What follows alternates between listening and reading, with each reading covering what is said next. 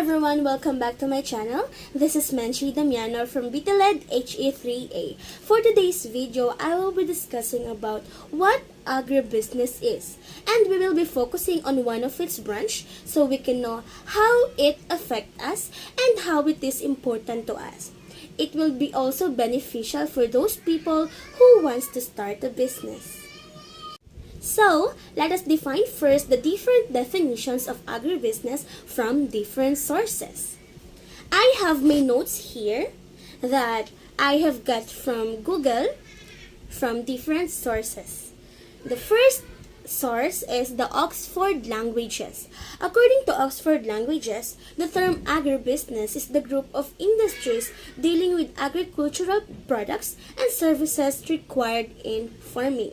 For our second definition, from Investopedia.com, it is a combination of the words agriculture and business. It involves all the steps required to send an agricultural good to market, namely production, processing, and distribution.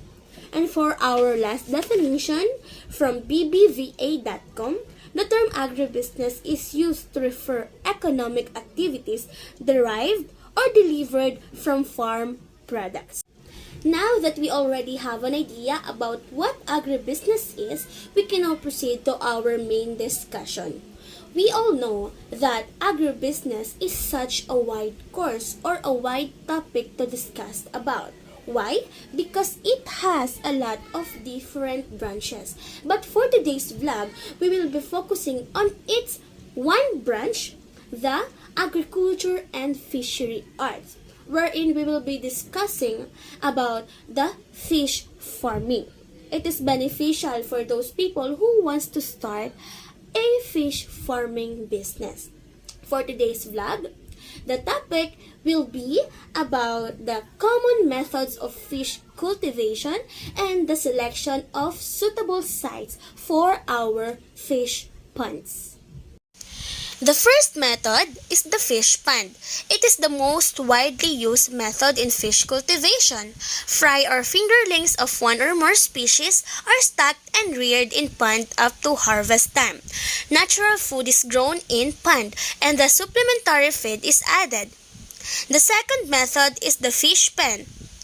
It is undertaken in net enclosures in shallow protected areas of inland waters. Bamboo and wood materials are used as posts and braces. Its lower end is embedded in the mud to prevent escape of stock by excavating under, while the upper end is extended 2 meters or more beyond the water level to escape of fish by jumping out. The third method is the fish cage. It is also undertaken in inland bodies of water, both in flowing and still water ones. The structures is used also made of nets. And fish cage is much smaller than a fish pen. The cage is closed on all sides and installed in suspension. The fourth one is the fish tank method. It is practiced primarily by fish hobbyists and in pet shops. The method employs varying sizes and shapes of fish culture structures. This includes glass bowls or aquaria and wooden or concrete tanks. This method cultivation is done outdoor and indoor. And the fifth method of fish cultivation is open water method.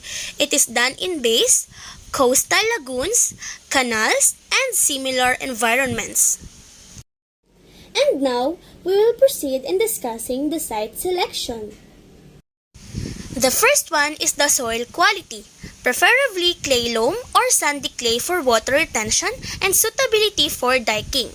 It should also have alkaline pH 7 and above to prevent problems that result from acid sulfate soils. Example, poor fertilizer response, low natural food production, and slow growth of culture species, and probable fish kills. The second one to consider is the land elevation and tidal characteristics, preferably with average elevation that can be watered by ordinary high tides and drained by ordinary low tides. Tidal fluctuation preferably moderate at 2 to 3 meters. The third one is the vegetation, preferably without big tree stumps and thick vegetation which entail large expense for clearing. Areas near river banks and those at coastal shores exposed to wave action require a buffer zone with substantial growth and mangrove. The fourth thing to consider is the water supply and quality. With steady supply of both fresh and brackish water in adequate quantities throughout the year, water supply should be pollution-free and with a pH of 7.8 to 8.5. And the fifth one is the accessibility, preferably readily accessible by land or water transport, close to sources of inputs such as fry, seeds, or feeds, fertilizers, and markets, fish ports, processing plants, and ice plants, and linked by communications facilities to major centers. And the last thing to consider is the availability of manpower for construction and operation for our ponds. That's it for today's vlog. I hope that you have learned something from our discussion for today. See you in my next vlog. Bye!